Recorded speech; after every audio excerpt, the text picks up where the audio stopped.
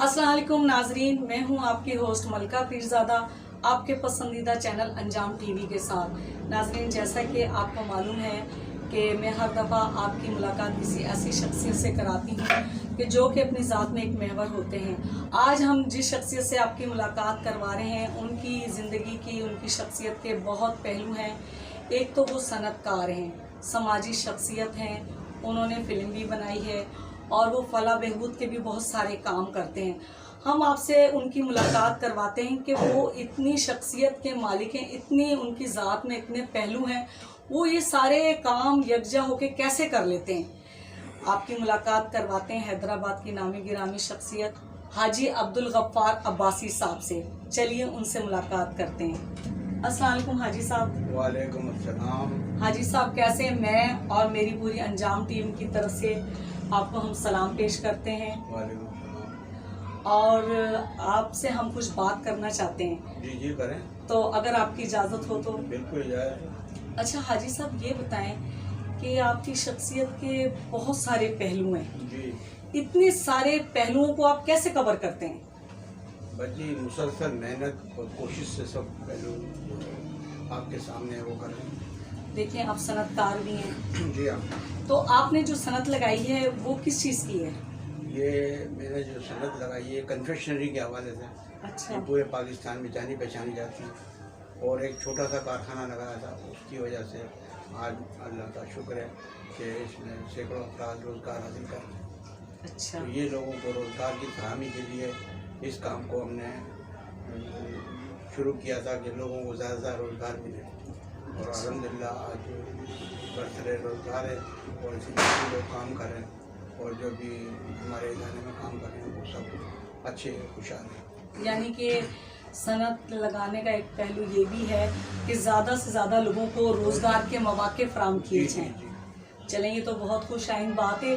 अच्छा हाजी साहब, ये बताएं कि फलाह बहबूद के भी बहुत काम करते हैं आप। मैंने जो सुना है लोगों से कि आप लड़कियों की शादी करवाते हैं और उनकी बीमारियों का ख्याल करते हैं, उनके राशन का ख्याल करते हैं, तो इस सारे काम के लिए आप टाइम कैसे निकालते हैं? जी टाइम तो निकालना पड़ता है हर काम के लिए और ये काम भी खिदमत के काम है, तो इसमें अपनी मसरूफियत में से कुछ टाइम निकाल के इस काम के लिए वक्त करना पड़ता है।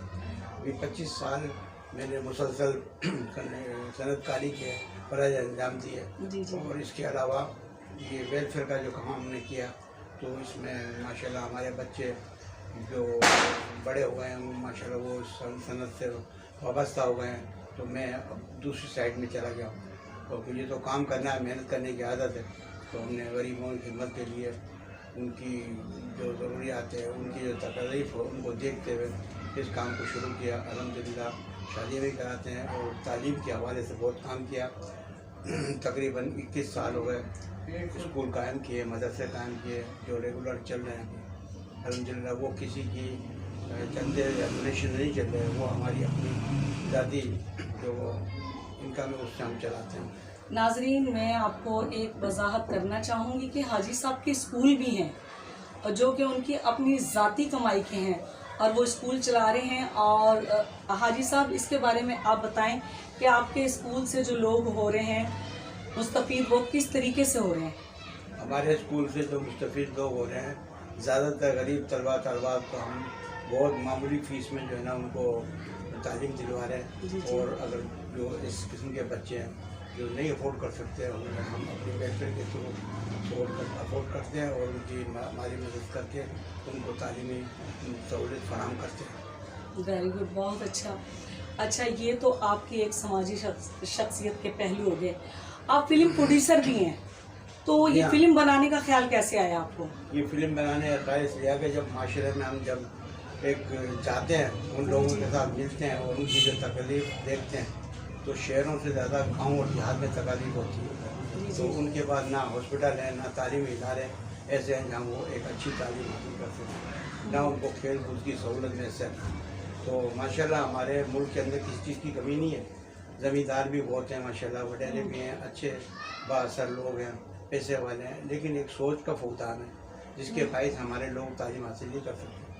हम चाहते हैं कि पूरे मुल्क के अंदर ये बाअसर शख्सियत जो भी हैं उनके अंदर अल्लाह ताला एक सोच पैदा करे कि हमारे साथ काम करने वाले, हमारे गांव देहात में बसने वाले, ये भी इंसान हैं। अगर वो चाहें तो अपनी ज़िंदगियों को बदल सकते हैं, उनकी ज़िंदगी में तब्दीली ला सकते हैं। तो हम कोशिश कर रहे हैं इसी पैटर्न को सोचते हुए, और जो हालात, एक समाजी हालात जो समाज में रह गए, जो तकलीफ़ हैं ख़ासतौर से ख़वातीन को जिनके रिश्ते नहीं होते, तो उसकी वजूहत हैं। एक तो उनके पास पैसे नहीं है, दूसरे जहेज़ के लिए उनके पास नहीं है, फिर वो लोग इस इंतज़ार में कि हमें किसी तरह से ये चीज़ें सहूलत मिल जाएँ, लेकिन नहीं मिलती हैं। इसकी वजह से उनकी उम्रें ख़त्म हो रही हैं, शादी से निकल जाती हैं, तो ये बड़ी परेशानी का हालत है। हालांकि हमारे मजहबी तौर से लोगों को ये कहा गया है कि जो बाअसर लोग हैं, अच्छे लोग हैं, जिनकी इनकम अच्छी है, वो शादियाँ करें, उनमें कोई पार नहीं है, कोई तकलीफ नहीं है। और ये शादी का सिस्टम बहुत आसान है हमारी मजहबी तौर से, कोई मुश्किलात नहीं है उसमें, लेकिन हमने मुश्किलात खड़ी की हुई हैं, जिससे हम हमारी मसाइल का शिकार होते हैं, और फिर हमारे ये हालात जो बेहतर नहीं हो पाते हैं। तो हमें चाहिए कि अपने हालात को बेहतर करने के लिए मेहनत करें, कोशिश करें।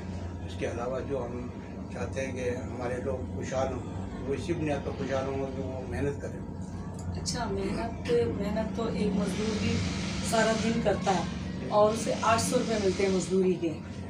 तो आप मेहनत को किस तरीके से आप मतलब वो कह सकते हैं कि ये इस किस्म की मेहनत हो कि जो रंग भी लेकर आए? मेहनत इस किस्म की होनी चाहिए कि जो कुछ वो कमा रहा है वो अपनी चादर के मुताबिक काम करे, ना कि दूसरों को देख कर वो अपने घर को आग लगाए। उसको चाहिए कि कम चीज़ों के साथ गुजारा करे, जितनी चादर उतना जितनी चादर है उतना पाँव फैलाए वो, तो उसको तकलीफ का सामना नहीं करना पड़ेगा, किसी के आगे हाथ नहीं फैलाना पड़ेगा। अब ये जो दूसरे लोग होते हैं जिनके पास पैसा भी होता है, चीज़ें भी होती हैं, तो वो तो नमूद नुमाइश भी करते हैं और बहुत सारा अखराजात भी करते हैं, तो उनके पास है वो कर रहे हैं। लेकिन जिनके पास नहीं है वो उनको देख के कोशिश करते हैं, उस चक्कर में जाते हैं, तो वो परेशानी में आ जाते हैं। सही, तो ये मसाइल खड़े हो जाते हैं हमारे। बिल्कुल सही कह रहे हैं आप कि जिसकी जितनी मतलब विसातत है उसके हिसाब से वो खर्च करे तो वो परेशानी में नहीं जाएगा, कभी नहीं जाएगा। ठीक है, तो जहेज के मुतालिक आप क्या कहते हैं? आपका क्या नज़रिया है कि लड़कियों को जहेज मिलना चाहिए या कि नहीं? लड़कियों को असल जहेज जो है उसकी तालीम और तरबियत है। अगर हम उसको अच्छी तालीम और तरबियत देंगे तो ये उसके लिए बहुत बड़ा इनाम है और ये बहुत बड़ा जहेज है। बाकी दूसरी ज़िंदगी के अंदर जो ज़रूरियात की चीज़ें ख़ास वो अगर फराहम हो जाती हैं तो एक अच्छी बात है। और ये फ़राइज़ जो लड़का शादी करता है उसके ज़िम्मे होती हैं, ताकि वो अपने घर को चलाने के लिए वो उन चीज़ों का इंतज़ाम करें। जो मर्द पे ये चीज़ें लागू होती हैं कि वो औरत को खाने पीने के अलावा कपड़ा, रिहाइश ये अदा करे, ये ज़रूरी है। अगर वो ये नहीं करता तो वो उसको शरई हक़ हासिल नहीं होते। मेहर का है, मेहर उसको देनी है। इसमें हम बहुत लापरवाही करते हैं कि लड़कियों को जायज़ हक़ है मेहर का अदा करना, वो हम नहीं देते। ये बहुत बुरी बात है, अच्छी बात नहीं है। दूसरी बात ये है कि हम चाहते हैं कि माशरे को बेहतर करने के लिए एक कम से कम तादाद में लोगों को शादी में इनवाइट किया जाए और एक मुख्तसर से शादी अंजाम दी जाए, और जो पैसे हमारे पास फाजिल हों वो हम लड़कियों को दें, अपनी जायदाद में से हिस्सा लड़कियों को दें जो उनका जायज़ हक़ है। जहेज देना ये एक वक्ती तौर की चीज़ें हैं, लेकिन जो शरई हक़ है जायदाद के अंदर माँ बाप के हिस्से में वो सब उसको अदा करनी चाहिए ताकि वो परेशानी से बच सकें। सही कह रहे हैं आप। कई लोग होते हैं जो अपनी बेटियों को भी हिस्सा देते हैं, ठीक है, जैसे हाजी साहब आप हैं, मेरी आपसे बात हुई, आपने कहा कि मैंने अपनी बेटियों को भी हिस्सा दिया है जी, और जो मेरी इनकम होती है उसमें से भी उनके वज़ाइफ मैंने मुकर्रर किए हुए हैं। ये कितनी नाज़रीन खुशाइन बात है कि हाजी साहब देखें एक बाउसूल आदमी हैं और शरई तौर पे जो शरा है, शरीयत है, उसको ये पूरा करते हैं कि बेटी का हक़ क्या है और बेटों का क्या है, शरीयत में इनकी क्या इज़्ज़त है, क्या नहीं है, वो सारे जो कवानीन हैं वो पूरे कर रहे हैं हाजी साहब। हाजी साहब, आप लड़कियों को जो शरीयत के मुताबिक हक़ देने की बात है, तो आप हमारे नाज़रीन को बताइए कि किस तरीके से इसको पूरा करना चाहिए।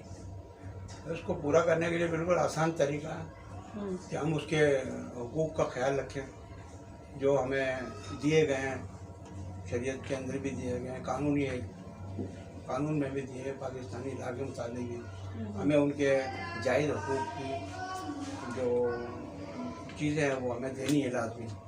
यानी और कि ये इसको लाजिम बना लेना चाहिए कि जो बेटी को हक देना है वो देना है। ये हर बंदा सोच ले, समझ ले कि अगर हमारी बेटी हैं, अगर हम साहिब हैसियत हैं तो उन्हें हक देना है तो देना है, ये समझ के कि ये खुदा की तरफ से कानून बनाया गया है, इसका हमें पाबंद होना है और हर हाल में होना है पाबंद। बिल्कुल हर हाल में होना। अगर हम पाबंद होंगे तो हम बहुत सी परेशानी से बचेंगे, बहुत सी परेशानियों से, और लड़कियों को भी परेशानी नहीं होगी, बिल्कुल परेशानी नहीं होगी उनको। और कई लोग ऐसे भी होते हैं हाजी साहब के वालिद है, वो देना चाह रहा है अपनी बेटी को कोई जायदाद में हिस्सा, और खुदा न खास्ता अचानक वालिद साहब की डेथ हो जाती है, माँ की डेथ हो जाती है, तो जो भाई हैं वो इस पर अमल पैरा नहीं होते। तो उन भाइयों के लिए आप कोई पैगाम देना चाहें तो उन भाइयों के लिए ये पैगाम है कि वो अपनी बहनों को ये समझे कि ये हमारी बहनें हैं और इनकी इज्जत हमारी इज्जत है। अगर ये हमारे साथ रहती हैं, हमारे बाप का खून है, हमारी साथी है, और हमारे मामलात को अच्छा करने में, हमारी इज्जत को संभालने में, हमारी गैरत को संभालने में अगर ये अच्छी रहेंगी, खुशहाल रहेंगी, तो हमारी भी माशरे में इज्जत होगी। तो हमें चाहिए हम अपनी बहनों को, बेटियों को उनके जायज़ हकूक़ है वो अदा करें और उनसे मोहब्बत करें, और जहाँ तक हो सकता है हम इसकी कोशिश करें। ठीक है हाजी साहब, सेहत के मुतालिक आप क्या कहते हैं? आपकी एनजीओ जो है मुस्कान वेलफेयर, वो सेहत के मुतालिक मतलब क्या काम कर रही है? हमारी एनजीओ सेहत के मुतालिक ये काम करती है कि जो बीमारियों के खिलाफ कोशिश करती है, मुख्तलिफ जगहों पर जाकर कैंप लगाते हैं और हम उसमें दवाएँ चीज़ें उनको फ्री फराहम करते हैं ताकि उन गरीब लोगों तक वो दवाएँ मेडिसिन पहुँच सके, उनका तिब्बी मायना हो सके, उनकी जो तशख़ीस हो सके मर्ज़ की। लेकिन इसके साथ साथ जो है ना, दूसरी तरफ हम इक़दाम नहीं करते जो हमें करने चाहिए। सेहत के साथ सफाई ज़रूरी है, हम इस तरफ नहीं जाते, हम लोगों को तरबियत नहीं देते, लोगों के अंदर अवेयरनेस पैदा नहीं करते कि सफाई से 50% बीमारियां ऑटोमेटिक ख़त्म हो जाती हैं। तो हमारे मुल्क में जो निज़ाम चल रहा है सफाई न करने का, और जो हुकूमती तौर पर होना चाहिए, उस सिस्टम को हमने बिल्कुल तोड़ मोड़ के रखा हुआ है, और गंदगी के ढेर जगह जगह होते हैं, सफाई नहीं होती। इसी तरह से लोगों के अंदर शऊर, आगाही नहीं है, तालीम नहीं है, तो वो इस किस्म के काम कर रहे हैं। हुकूमती सतह पर अगर उस सिस्टम को बना दिया जाए तो ये परेशानी से हुकूमत भी बचती है, ज़ायद अखराजात भी नहीं होते। तो पहले के भी देखें जो सिस्टम लोगों ने बनाया, आज से 60-70 साल पहले जो सिस्टम चल रहे थे बलदियाती निज़ाम में, उसमें हर एक शोबा था, उसमें रिपेयरिंग शोबा था, सड़कों की टूट फूट का शोबा था, उसमें मच्छरों की अफजाइश को ख़त्म करने के लिए भी एक शोबा था, मच्छर मार दवाएँ छिड़की जाती थी, और मुख्तलिफ चीज़ें ऐसी थी जो शहरियों के लिए नुकसान का बाइस थी, तो वो उन्होंने उस शोबे के ज़रिए उनको ख़त्म करना होता था। तो ये आगाही भी फराहम करते थे उस दौर के अंदर, और अब वो ये चीज़ें नहीं हैं। पुलिस है, बाइख्तियार है पुलिस, लेकिन पुलिस का जो काम है वो काम नहीं अंजाम देती।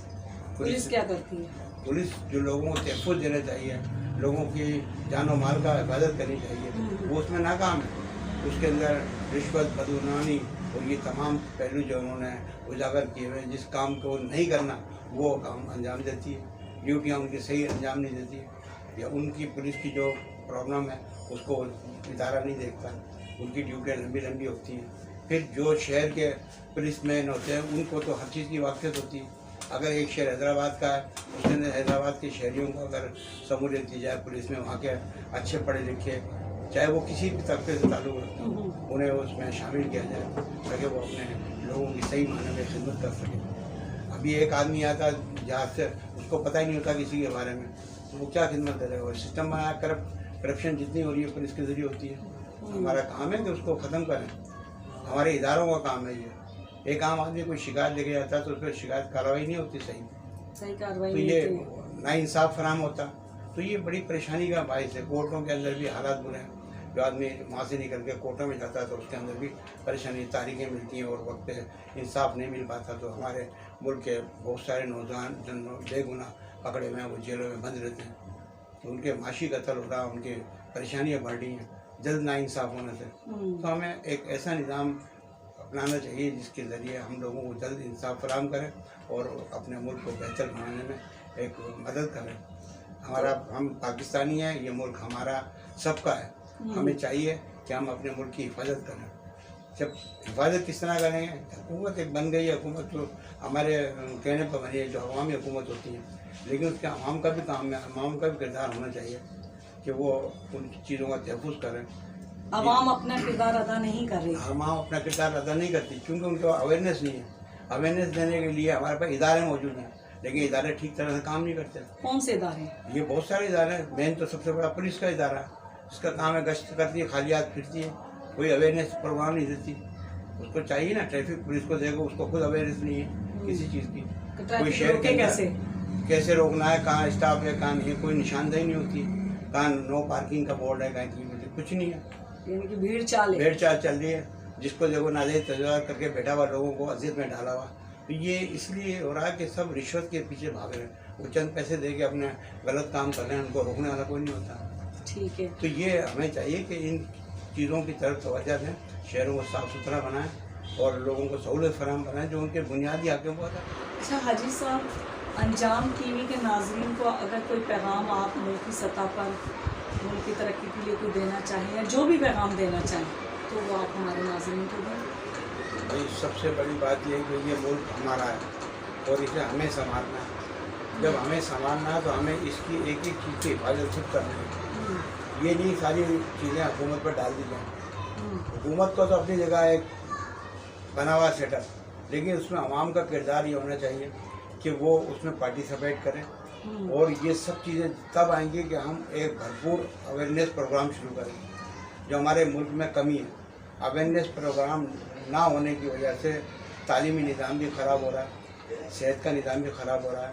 हम चाहते हैं कि हमारे मुल्क में ये दो सब्जेक्ट हैं, इन पर ख़ास तौर से तवज्जो दी जाए, तालीम और सेहत। हम लोगों को बताएं कि बीमारी से बचने के लिए कौन से इक़दाम करें, किस तरह से हमें ज़िंदगी गुजारना है, हमने अपने बच्चों को कैसे साफ़ रखना है, हमारे मुल्क को कैसे साफ रखना है, अपने घरों को कैसे साफ रखना है। ये सारी अवेयरनेस टीवी के ज़रिए और अंजाम टीवी, इसके अलावा जो दूसरे टीवी चैनल हैं वो दूसरे एड के साथ साथ ये चीज़ें भी चलाएं कि ये मुल्क हमारा है, इसमें हमें तालीम, सेहत और रोज़गार के हवाले से अवेयरनेस प्रोग्राम जारी सारी करनी है। इससे जब अवेयरनेस होगी तो हम कानून की भी बालादस्ती को मानेंगे।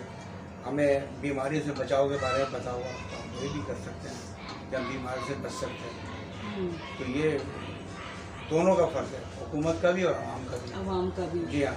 चलें, बहुत शुक्रिया हाजी साहब। हाजी अब्दुल गफ्फार अब्बासी साहब की टीम के लोग हैं, आइए इनसे भी बात करते हैं और आपको बताते हैं कि ये किस हैसियत से हाजी साहब के साथ काम करते हैं। अस्सलाम वालेकुम। सर जी, आपका नाम? सरफराज अहमद।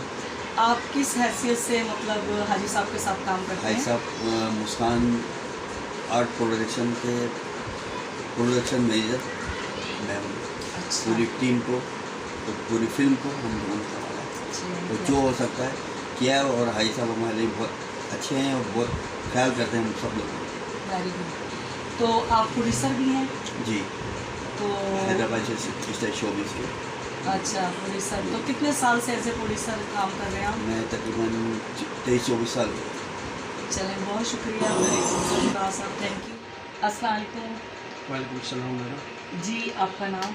मैडम मेरा नाम है शिराज हुसैन। पहले तो हम आपको वेलकम कहते हैं आपके चैनल को। आपको तो माशाल्लाह आपकी बड़ी काविश है, हमने बहुत सारी तारीफ़ सुनी आपके चैनल की और आप इस लगन से इतना सफ़र करके आज हमारे पास हैदराबाद में आई हैं, हमारे लिए बहुत एज़ाज़ है, बहुत खुशी है हमें कि आप माशाल्लाह इतनी मेहनत कर रहे हैं। अच्छा, आप बताएंगे कि आप किस हैसियत से इसमें मतलब काम करते हैं इस फील्ड में? मैडम हम आज अब्दुल गफ्फार भाई साहब हमारे चेयरमैन हैं मुस्कान सोशल वेलफेयर के। उनके पास बहुत सारी प्रोडक्शंस हैं, उसमें आर्ट प्रोडक्शन भी है मुस्कान के हवाले से, जिसमें हमारी पूरी टीम सिंध से बाहर पूरे पाकिस्तान वर्क करती है हाजी अब्दुल गफ्फार की सरबराही में। जहाँ भी प्रोग्राम होते हैं आज सबको इनवाइट करते हैं, सबसे मशवरा करते हैं, फिर पूरी टीम हमारी पूरी तैयारी के साथ निकलती है और बहुत सारे प्रोग्राम हमने लॉन्च किए हैं। मुझे आयशा वालों के साथ 5-6 साल तकरीबन हो गए। जी। तो आप एज ए आर्टिस्ट भी? जी मैडम, मैं ऑर्गेनाइज़र भी हूँ, आर्टिस्ट भी हूँ। तकरीबन मेरे चैनल पर बहुत सारे काम हैं। अभी भी मुझे नेक्स्ट वीक में दोबारा वेकेशन की शूट के लिए चैनल वालों ने सेलेक्ट किया है, तो इंशाल्लाह नेक्स्ट वीक में मैं उधर भी जाऊँगा, दोबारा भी जाऊँगा। बाकी मैंने मॉडलिंग भी की, कशिश में सॉन्ग्स हैं, आवाज़ टीवी पे हैं और बहुत सारे सिंध टीवी पे मेरे प्ले हैं। सब में मैंने काम किया अच्छे डायरेक्टर के साथ। चलें, बहुत शुक्रिया। अस्सलाम वालेकुम। वालेकुम सलाम। सर जी, आपका नाम? नज़ीर बलोच। जरा जोर से बोलिए। नज़ीर बलोच। नज़ीर बलोच। तो हाजी साहब के साथ आप किस हैसियत से काम करते हैं? मैं डांस डायरेक्टर हूँ। डांस डायरेक्टर हैं। अच्छा, कितने साल से हाजी साहब के तकरीबन साथ? मेरे पास कोई 6-7-8 महीने हो गए मेरे भाई साहब के पास। अच्छा, ठीक है। तो ये जो डांस डायरेक्टर हैं, तो आप कितने साल से इस फील्ड में? मेरे को साल का मत पूछो, मैं 15 साल की उम्र से इस फील्ड में था। अच्छा, अभी माशाल्लाह मेरे 4 बेटे हैं, वो भी इसी फील्ड में हैं। तो उनके नाम बताएंगे आप? हाँ, एक का नाम राजू बलोच है, अच्छा। दूसरे का अजीज़ बलोच है, समी बलोच है, एक छोटा सबसे छोटा इस वक्त जो है सैफ बलोच है, जो इस वक्त हैदराबाद की स्टेट में बहुत अच्छा हाजी साहब की कर्म फजल से जो बहुत एहसान है हाजी साहब के हमारे पे। तकरीबन इन्होंने काफ़ी एहसान किए। मैं तो बीमार आदमी का घर में पड़ा हुआ था, तो अच्छा, सरफराज भाई और गौरी साहब मुझे घर पे से लाए हाजी साहब के यहाँ। समझे, मैं इनका बहुत शुक्रगुजार, जितनी भी मैं इनकी जो है तारीफ़ करूँ कम है। इन्होंने हाजी साहब के पास मुझे लाए, तो यहाँ साहब ने अपनी फिल्मों में गंडोलियार में अपना मोहम्मद खान में ये है, बुखारी साहब की फिल्म थी उसमें, फिर ऐसे आलमगीर साहब उसकी भी फिल्मों में मुझे आस्ते यानी आपको बिजी करवा दिया। बिजी, ऐसा बिजी करवाया कि मैं, आप यकीन नहीं करोगे, मैं दिन रात भी हाजी साहब के अगर शुक्र अदा करूँ कम है मेरे लिए। इसलिए कि मेरे साथ बहुत अच्छा, बहुत तरीके के दुख सुख लेना देना में अपने अपने मुंह का निवाला भी हमें खिलाता था। अल्लाह गवाह, झूठ नहीं बोलते। बहुत अच्छी अपने बात। साथ बिठा के हमें खाना खिलाता है। कहीं जाता भी है तो खाना घर से आता है तो बोल देता फ़ोन पे कि तुम लोग खाना खा लो। हम बोले भाई साहब हम तुम्हारे बगैर कैसे खा लें? बोला भाई तुम लोग खा लो, मुझे देर हो जाएगी। चलिए। इतना हमारा ख्याल रखते, पूरी टीम का हम ख्याल रखते हैं हमारे। चलिए, बहुत शुक्रिया। अस्सलाम वालेकुम। वालेकुम सलाम। जी, आपका नाम? मेरा नाम अनवर गौरी। अनवर गौरी। जी। अच्छा, गौरी साहब, आप किस हैसियत से हाजी साहब के साथ काम करते हैं? मैं कैमरामैन और एडिटर की हैसियत से काम करता हूँ। अच्छा, तो कितने साल हो गए हाजी साहब के साथ? मुझे हाजी अब्दुल गफ्फार हाजी साहब के यहाँ तकरीबन 5 साल हो गए। 5 साल हो गए। तो इस फील्ड में कब से काम कर रहे हैं? फिल्म तो मैं काफ़ी तकरीबन 35-40 साल हो गए मुझे। 35-40 साल से काम कर रहे हैं। हाजी साहब को वैसियत इंसान कैसा पाया आपने? मैं जितनी भी तारीफ़ करूँ बहुत अच्छे इंसान है। बहुत अच्छे इंसान है, उनके तारीफ़ के लायक है। और मेहमान नवाज कैसे हैं? ओ ये तो मत पूछिए। वो तो हमें भी अंदाज़ा हो गया, कोई ऐसी बात नहीं। सबसे बड़ी खुशी है कि आप आए यहाँ पर हमारे लिए इतनी दूर से और हमारा इंटरव्यू लिया। मैं उसका बड़ा शुक्रगुजार हूँ और आपके चैनल। कोई बात नहीं, बहुत शुक्रिया।